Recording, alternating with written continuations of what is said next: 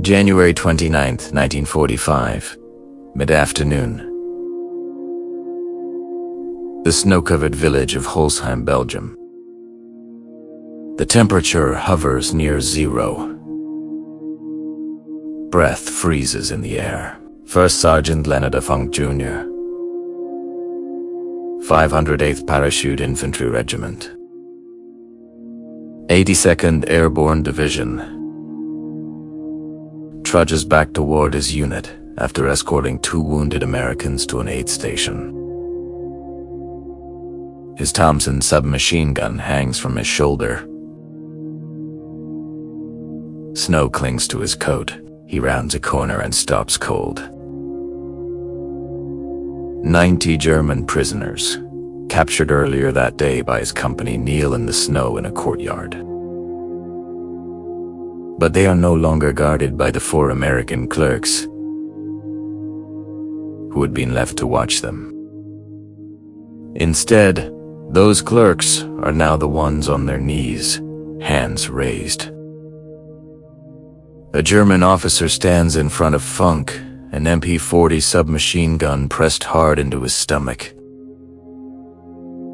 The officer shouts in German, "Surrender, drop the weapon, or die."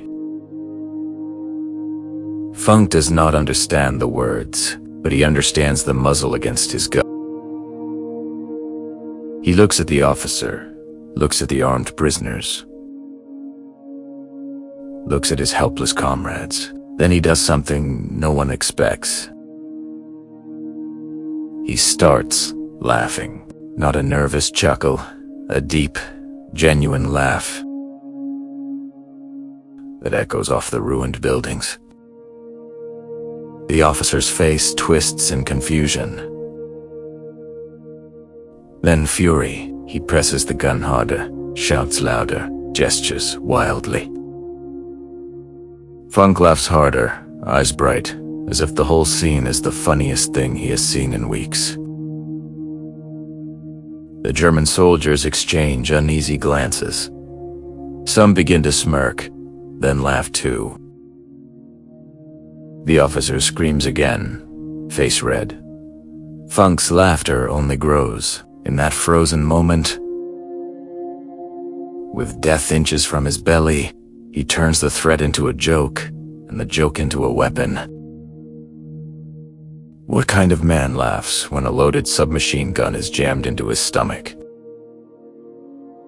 What happens when defiance is the only answer left? This is the story of a single laugh that changed everything in a snow-covered courtyard. A moment where courage looked like madness, and madness became survival.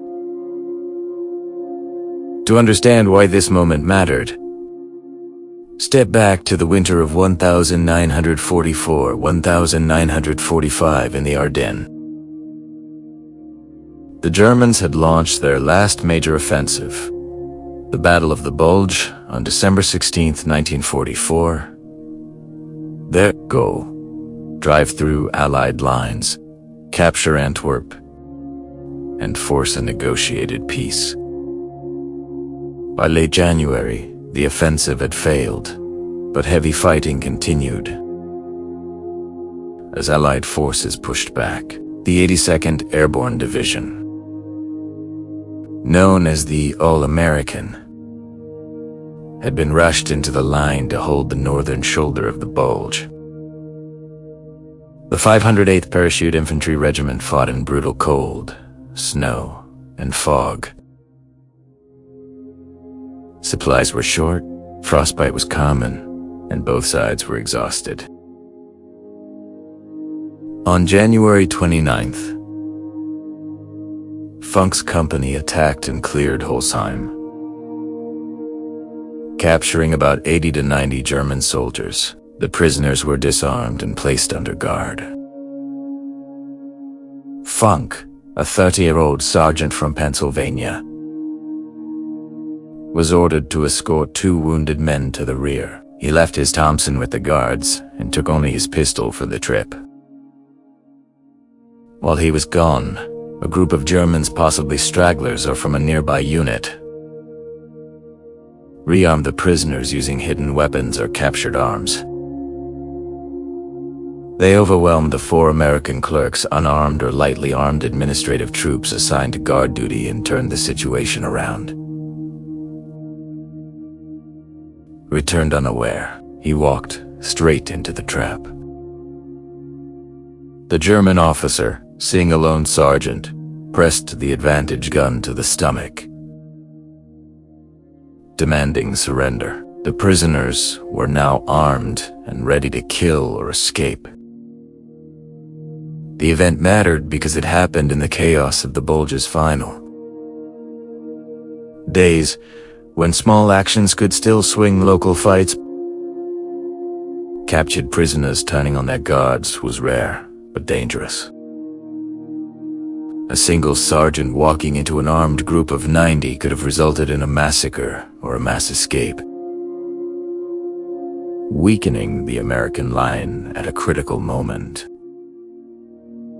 Funk's background added weight. He had jumped into Normandy on D-Day, fought through Operation Market Garden in Holland, and survived the early Bulge fighting. He was known as steady, reliable, not the type to crack jokes under pressure. Yet in that courtyard, he did exactly that.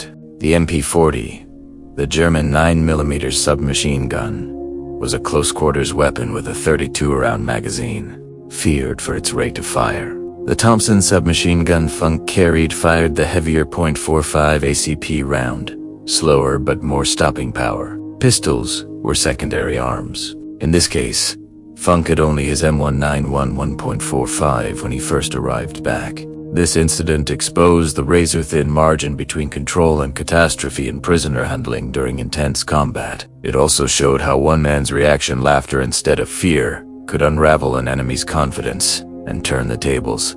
January 29th, 1945, approximately 15 o'clock hours. Holzheim, Belgium. The village is a shattered shell, houses gutted by artillery, snow piled against broken walls, the air heavy with wood smoke and gunpowder. First Sergeant Leonard A. Funk Jr. approaches the courtyard where his company had earlier herded about 90 German prisoners. His boots crunch through fresh snow. He carries only his M191 1.45 pistol on his hip. His Thompson submachine gun had been left with the guards when he escorted the wounded to the rear. As he rounds the corner, the scene hits him. The 4 American clerks assigned to guard duty, unarmed administrative soldiers, kneel in the snow, hands raised. The German prisoners are no longer sitting quietly. Many now hold rifles, submachine guns, and grenades pulled from hidden caches or recaptured American weapons. A German officer stands directly in Funk's path, an MP-40 pressed firmly into the sergeant's stomach. The muzzle digs through his heavy coat. 2 officer shouts, "In Hermann! 80! Helho! Waff! Weh!" Hands up, drop the weapon.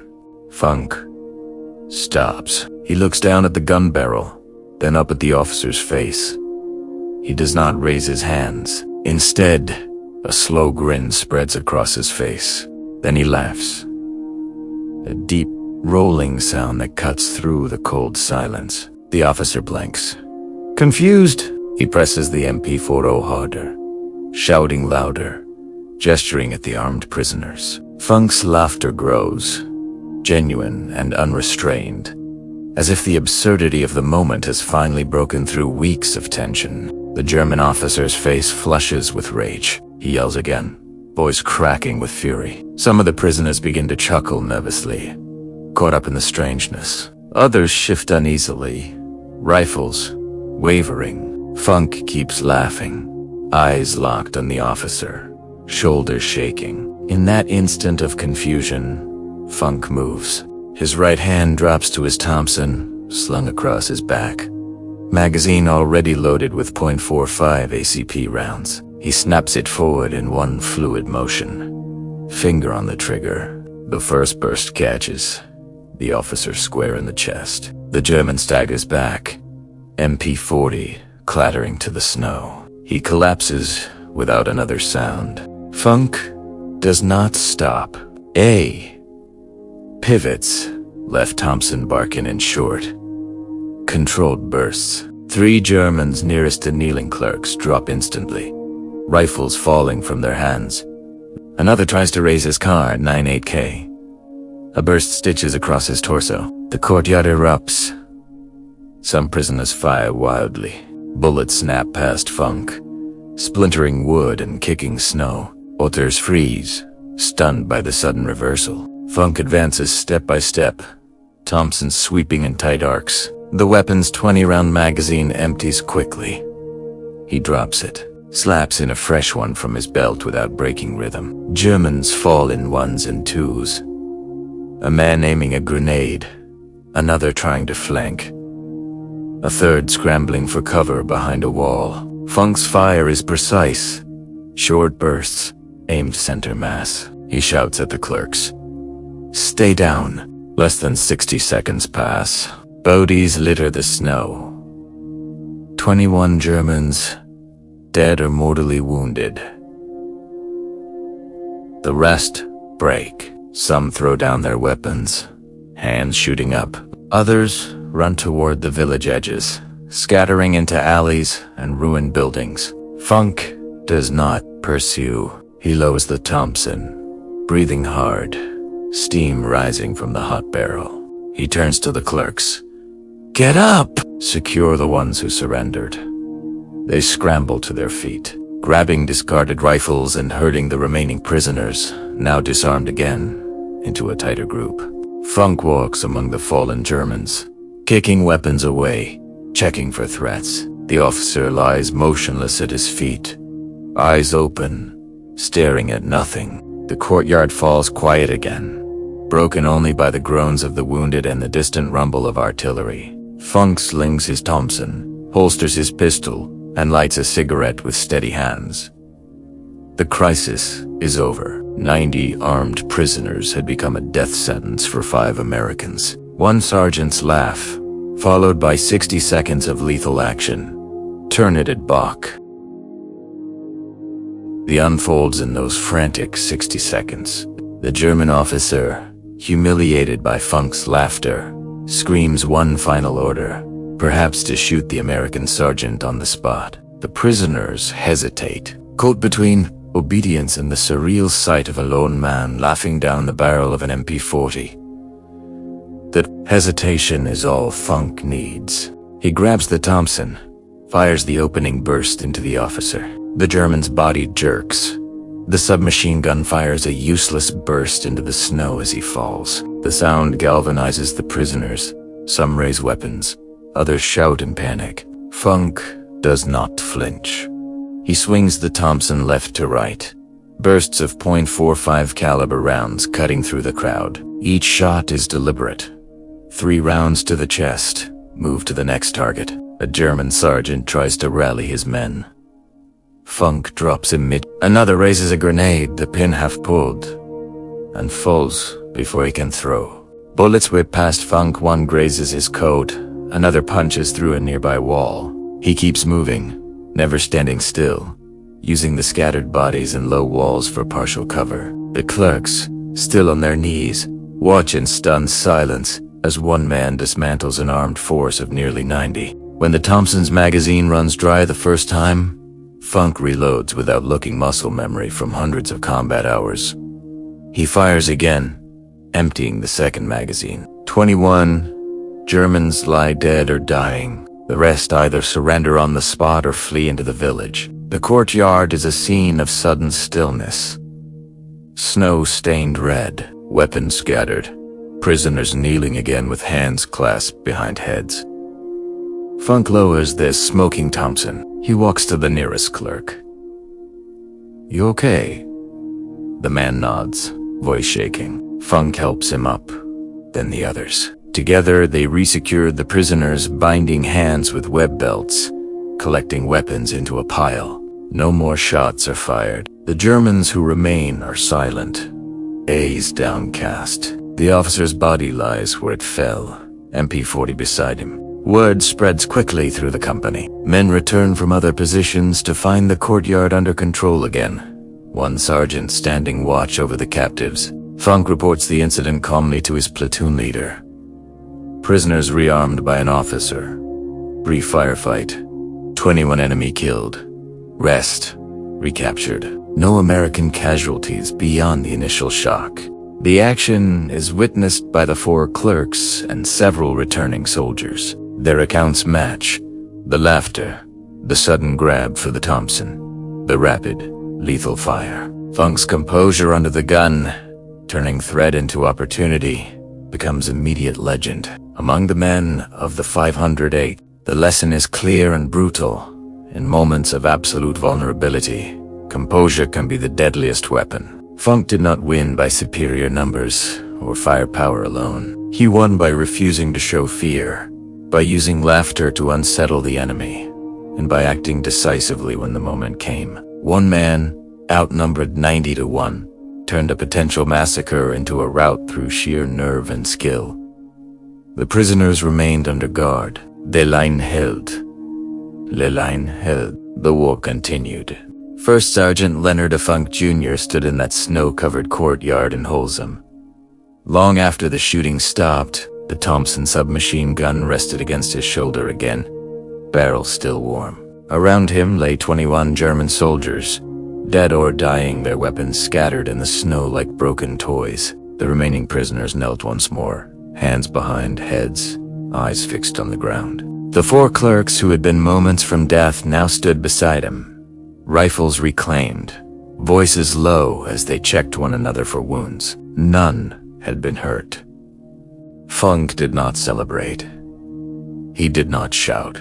He simply lit a cigarette, took a long drag, and exhaled a cloud of smoke that mingled with the steam of his breath. The laughter that had begun it all was gone, replaced by the quiet focus of a man who had done what needed doing. The crisis that could have ended in a massacre of 5 Americans against 90 armed enemies had lasted less than a minute. One sergeant's nerve had turned it around.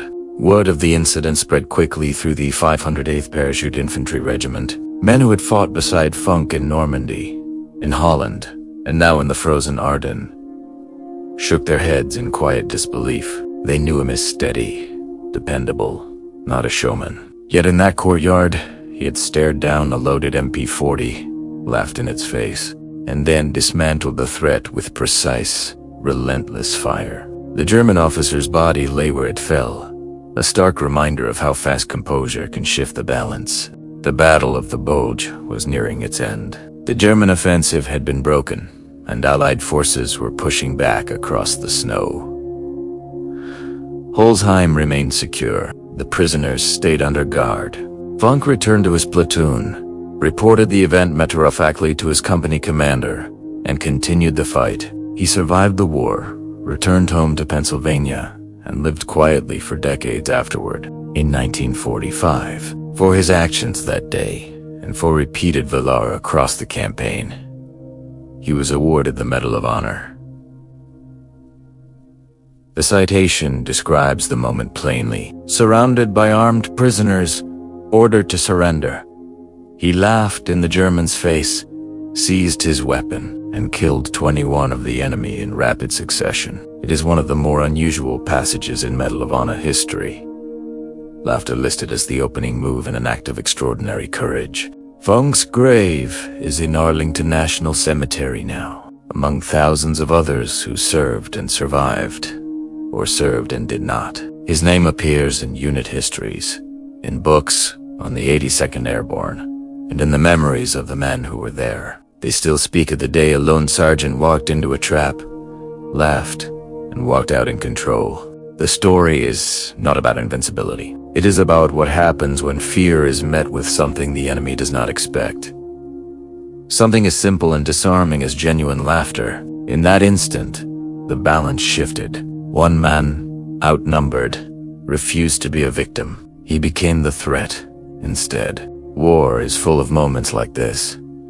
Brief, violent, and deeply human. Funk did not ask to be remembered. He only did what the moment demanded, and because he did, 5 men lived, a position held, and a small piece of the line remained intact.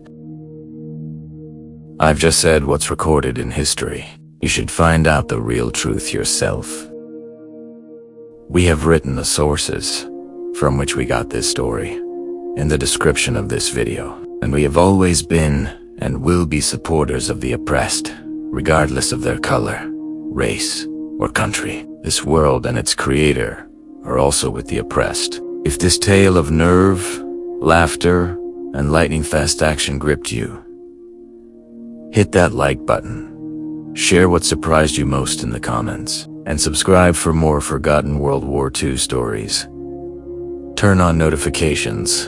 The next one could drop anytime. See you in the next WW2 story.